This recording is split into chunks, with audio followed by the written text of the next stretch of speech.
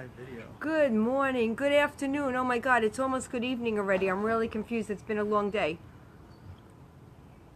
Oh my God, so good sitting outside after dinner having a nice cup of coffee with my new friend Vince. Vince is a vegan. He's starting a new business. And as some of you know, my husband became a vegan after he had some heart problems. And now Vince is providing the food because cutting and chopping is just not in my wheel of tricks. And so today I was going to talk to him and share it with all of you about what it's like to eat a plant-based diet and what it's like to be vegan. Hi, Vince. Hey. Okay, so let's start at the very beginning, because to me the idea of eating is like my main activity. Oh, wow. Okay. And it's my main social life. Like, I never would say to someone, let's just go to the mall. We always like go for a meal. I shop for a meal. I do everything around a meal. So what I want to ask you about is, if you're a vegan, how do you eat out? Well, let me flip that on its head, what you just said there, because I actually just had this realization a few weeks ago. I had the flu, right? And in the flu, people are saying, you get a shot, you got to get antibiotics. But I was thinking there's got to be a way for my body to heal. And I've been doing this intermittent fasting. And intermittent fasting, it allows your body to heal because you're giving yourself like 16 hours a day where you're not eating. So I've been into fasting, and I want to do some research on how fasting would affect healing, or if you got sick. So what I did is I decided to not eat while I had the flu, and see how my body would process things naturally without having to process food. But did you drink water? I drank water, right? So you stayed hydrated. Right. So I took about a 32-hour fast, and within 4 days it healed my flu. So the new approach I have on food is your body has a natural process it wants to go through, and food is just there to assist that natural process. It shouldn't be our main focus. Okay, it's my main focus. So I don't know how you begin. It's a whole new way of thinking. Okay, it's a whole new way of thinking. Okay, so let's say that you want to eat healthier. Okay, so let's say maybe not fasting all the time, but I think one thing that you said that is really critical is to stay hydrated. Yes, absolutely. Okay, so let's say you want to eat 1 or 2 meals a week plant-based, because Great. Everyone agrees that plant-based eating is a good thing. Of course. Okay? It's a great thing. So how do you deal with no eggs? Very interesting question. So right now I don't even look at eggs as food anymore. It's like not even an option. So like if I'm making something like, an omelet isn't really an option. I'd rather just saute some vegetables. It's just, you just don't look at it as an option anymore. There's a lot of ways to get protein if you're looking for protein.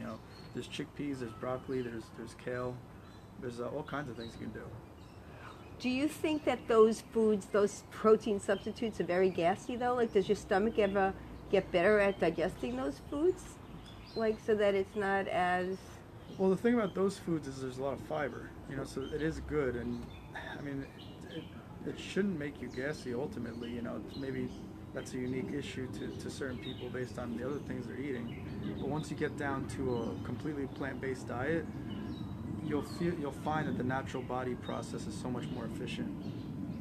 Especially because lately I've also removed gluten, and that really helped my digestion. I could really tell what was going on inside and when something would bother me. Because you get a stomach ache and you have no idea what it could be. Now it's like I can pinpoint what I've eaten that's made me feel that way. Okay, so let's say I was going to eat 2 meals a day, 2 meals a week that were vegan or plant-based. Is vegan and plant-based the same thing? Yeah. So people use the term plant-based as less in your face than vegan, because vegan is all-encompassing, and it means no leather products, nothing from an animal. So someone can be plant-based for health purposes, but still, wear leather because it's for health purposes. Whereas someone who's doing it from an ethical standpoint, it's like, that's another, you think that life means as much as a human life, so you're never gonna wear the skin of it. You know, it's just a different term for the same way to eat. So being vegan or plant-based is like a mindset, and you have to get in the right mindset to begin. It's like my mindset going into it was I used to smoke cigarettes, and then I got to a point where cigarettes just weren't an option. I just couldn't do it anymore. And when I see that, it came to the point where you see cigarettes and they mean nothing to you anymore. And that's the point I've come to with meat. I just looked at it as it's just not an option. So people can be cooking a steak, you can be grilling burgers. I don't see it. So I did that with Diet Coke. I don't drink Diet Coke anymore. So yeah, I also don't think that's an option anymore. So there, you did cigarettes, I did Diet Coke. So it is possible. It is. Okay, so now getting back. If I was going to, I feel like when we go out for a vegan restaurant, I'm going to gain 5 pounds. Because it seems to me that everything we eat, like falafel, the other things are also deep fried so that I could get them down. That French fries or fried potatoes or... Oh my God. And so for me to be a vegan, I feel like I would just become fat. I don't know how to eat plant-based healthy where I'm going to eat it, because I don't really like to sit down with a bowl of broccoli or a bowl of beans. Like that really would not do it for me. So it's very calorie intensive. That you just gave me a whole new perspective from which to look at things, because I never even looked at it that way. Because I see your point. I see what you're saying. If you're going to a commercial location and you're trying to eat vegan food, like you're going to a Fridays or Ruby Tuesdays, you're getting garbage. You're getting fries, you're getting the nachos, you're getting whatever you can. Falafel, it's deep fried. Actually, it's funny you mentioned falafel, because on my food truck, I press my falafel. I don't fry it. It's like a George Foreman on steroids. So it gives it a nice crispy crunch without frying it in oil. Have you tried the air fryer yet? I've used the air fryer. The air fryer is really nice. I just cut up potatoes, spice them, and stick them in there. It's really good. But as far as that. So my biggest problem is when we're home, it's easier for me to cook for him because I'm home. Sure. But when we go to a restaurant, because I'm very social and I like to go out to eat a lot, I haven't been able to support his eating, support my socialism, and not get fat. So what do you suggest? What do you suggest I order? What do you suggest he orders? I suggest you definitely start looking into different restaurants, because if the restaurants that are serving these unhealthy vegan options are serving unhealthy vegan options, it's probably not the healthiest restaurant to go to. I would check out places like Good Karma and Red Bank.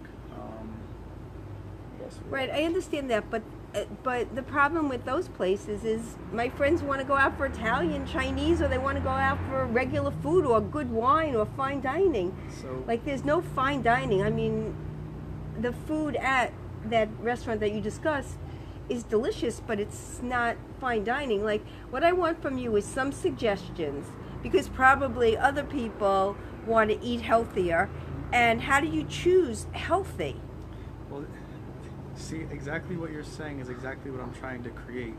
Because the way you can say you want to go out for Indian, Italian, barbecue, I want you to go out for vegan. I want that to be a destination as well. I want that to be an option. Because you can go out for all these places, and I guess the market just needs to be created where you can go out with your friends and just have all this vegan stuff.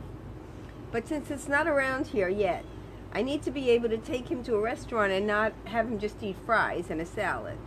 So what do you suggest? Is there something he could bring with him? I don't know, restaurants don't really like if you bring your own food. Yeah, I mean, you see, I do the opposite. I go to a restaurant based on what I can eat, rather than going to a restaurant and piecing together a meal. I mean, I will do that if I'm out with my family. If I'm out with my family, I'm going to an Italian restaurant, I'd probably pick up that's really tough. Usually it's a gluten-free pasta with vegetables. But it's not the easiest thing, because you can't find that stuff in that spot. It's just not there. So this new thing needs to happen. Right, I definitely think. The good news is, thank God, he brings food for my husband so that he can eat every night and day. But let's get back. Let's say I was going to eat 2 plant-based meals. like, and not go for a wheatgrass shot. What would you like recommend for a beginning healthier eater to choose? So if you're trying to start off eating healthy and you like eating sandwiches, I would highly recommend Ezekiel bread. Ezekiel bread is sprouted grains, right? So with those sprouted grains, it's actually written about in the Bible. This is actually the recipe from the Bible. So it's actually frozen. You buy this bread. So you replace all your bread with that, and it's healthy calories instead of like white flour. So right there, you're just switching up your whole sandwich. So you're getting these 2 pieces of bread, and then from there, you can make a chickpea tuna salad. It's super simple. You just throw some chickpeas in a food processor, some lime juice, some vegan mayo, some celery, and you're all set.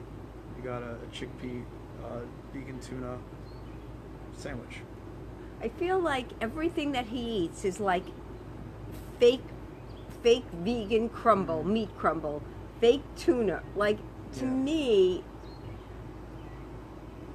like, maybe if you were born vegan, like, you would be like, oh yay, I need some beans. But like, because we weren't born vegan, we've lived all these years without vegan, like, it seems like all we're doing is substituting so that we're pretending that he's eating tuna when really he's eating beans. Like, I think that's one of the things, like, we need a gourmet chef that makes amazing vegan meals, plant-based meals, to make it mainstream. Well, that's exactly what we're trying to do here with Try Vegan. Oh, good. We're exactly trying to do that. We have, this amazingly talented chef, Erin, and she makes our meals every week. And this is just one aspect she can do. She's also an incredible baker. And so does she cook? Does she bake vegan too, or does she bake regular? She makes gluten-free, oil-free, refined sugar-free, organic. Muffins? Baked goods, muffins. Okay, that everything. sounds more like Donuts. my style. Then I could have coffee time with my muffin and my donut, because that's something I really missed. Was it very, very fattening?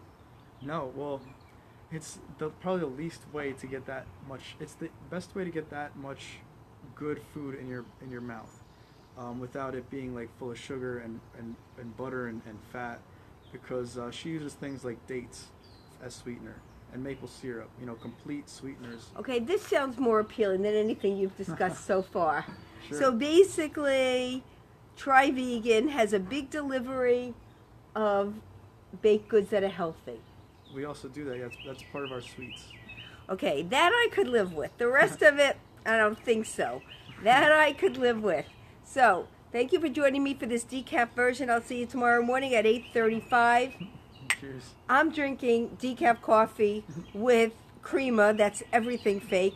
And he's drinking water. He's not even drinking coffee. Thank you so much for watching. I'll see you tomorrow. Bye. Thank you, Vince. Take care. Definitely. Thank you.